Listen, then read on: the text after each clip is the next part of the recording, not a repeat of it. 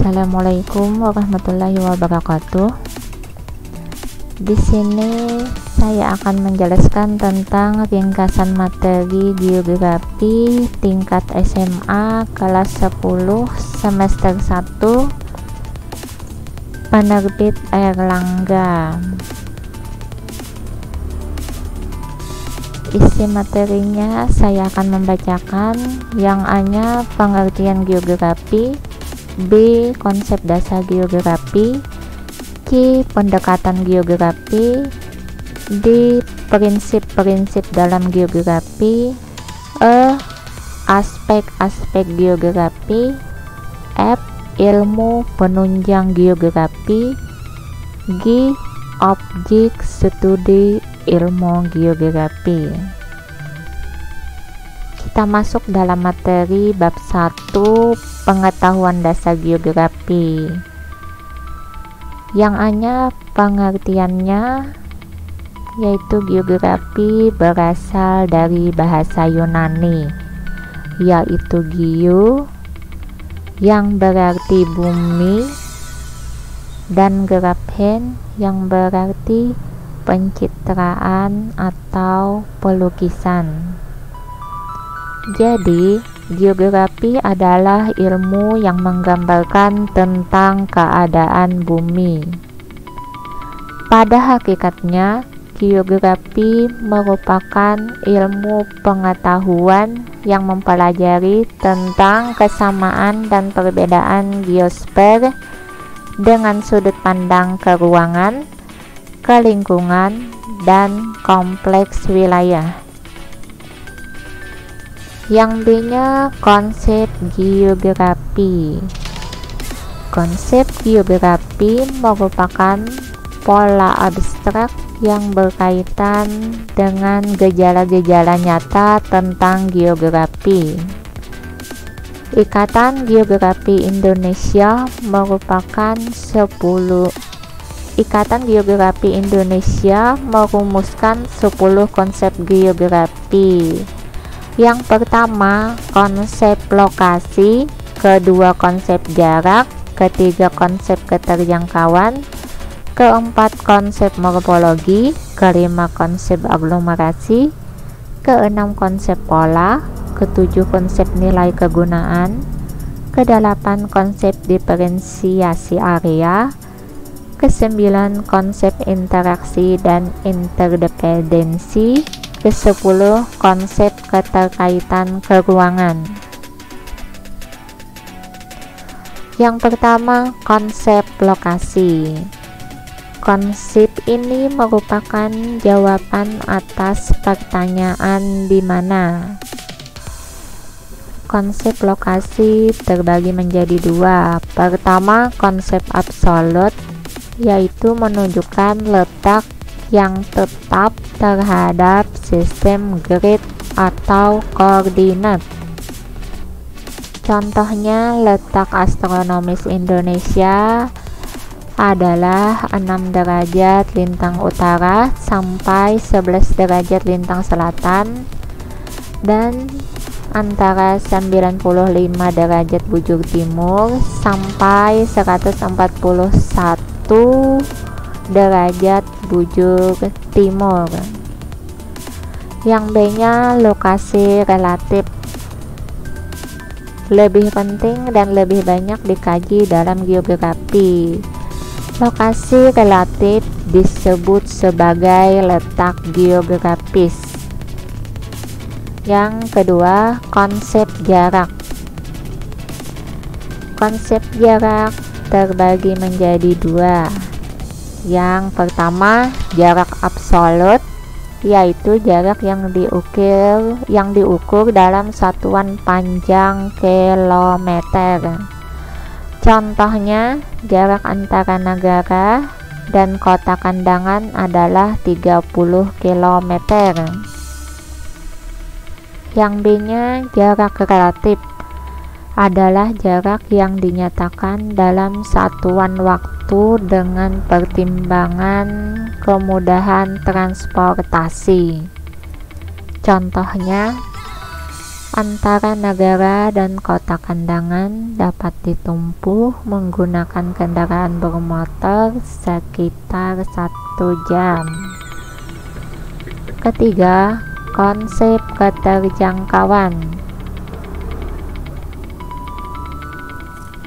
Konsep keterjangkauan berkaitan dengan kondisi medan atau ada tidaknya sarana angkutan atau komunikasi yang dapat dipakai. Keempat, konsep morfologi. Konsep morfologi menggambarkan perwujudan ketampakan daratan muka bumi sebagai hasil pengangkatan atau penurunan wilayah dan erosi sebagai hasil kerja tenaga endogen dan eksogen. Kelima, konsep aglomerasi. Aglomerasi merupakan kecenderungan persebaran yang bersifat mengelompok pada suatu wilayah yang relatif sempit. Keenam, konsep pola. Konsep ini mengacu pada kemudahan untuk mencapai suatu objek yang dipengaruhi oleh kondisi geografis suatu wilayah. Contohnya, pemukiman penduduk di wilayah pesisir memanjang mengikuti garis pantai. Ketujuh, konsep nilai kegunaan. Konsep ini mengacu pada kelebihan yang dimiliki suatu tempat atau wilayah tertentu. Contohnya, wilayah yang memiliki pemandangan yang indah cocok sebagai daerah wisata. Kedelapan, konsep diferensiasi area. Konsep ini mengacu pada keunikan atau karakteristik yang khas dari suatu wilayah. Contohnya, penduduk di daerah pantai umumnya berprofesi sebagai nelayan. Kesembilan, konsep interaksi atau interdependensi. Konsep ini berkaitan dengan hubungan timbal balik atau saling ketergantungan antar wilayah. Contohnya, hubungan ketergantungan antar desa dan kota. Ke-10, konsep keterkaitan keruangan. Konsep ini menunjukkan tingkat hubungan antar wilayah. Contohnya, daerah hilir mengalami banjir karena pembangunan yang terjadi di daerah hulu. Yang C, pendekatan geografi. Ada 3 pendekatan utama geografi yang dipakai untuk mempelajari geografi. Yang pertama, pendekatan analisis keruangan. Pendekatan analisis keruangan adalah cara pandang yang menekankan ruang sebagai kajiannya. Contohnya, pada saat musim hujan sering terjadi banjir. Kedua, pendekatan analisis ekologi. Pendekatan ini mempelajari hubungan timbal balik antar manusia dan lingkungan yang membentuk suatu sistem ekologi atau ekosistem. Contohnya, dalam mengkaji suatu wilayah permukiman, maka yang ditinjau adalah bentuk ekosistem, hasil interaksi persebaran, dan aktivitas manusia dengan lingkungan alamnya. Yang terakhir, pendekatan analisis kompleks wilayah, perpaduan antara pendekatan ke ruangan dan pendekatan ke lingkungan. Yang D, kita mempelajari tentang prinsip-prinsip dalam geografi. Yang pertama, prinsip interrelasi. Prinsip ini merupakan suatu hubungan saling terkait dalam ruang antar gejala yang satu dengan gejala yang lainnya. Contohnya, vegetasi pohon jarum sejenis pohon pinus dapat tumbuh subur di daerah yang dingin. Contoh kedua, erosi banyak terjadi pada lahan yang terbuka tanpa penutup lahan. Lereng terjal dan curah hujan tinggi, maka terjadilah erosi. Kedua, prinsip deskripsi. Prinsip ini merupakan penjelasan mengenai gejala-gejala yang dipelajari. Ketiga, prinsip persebaran.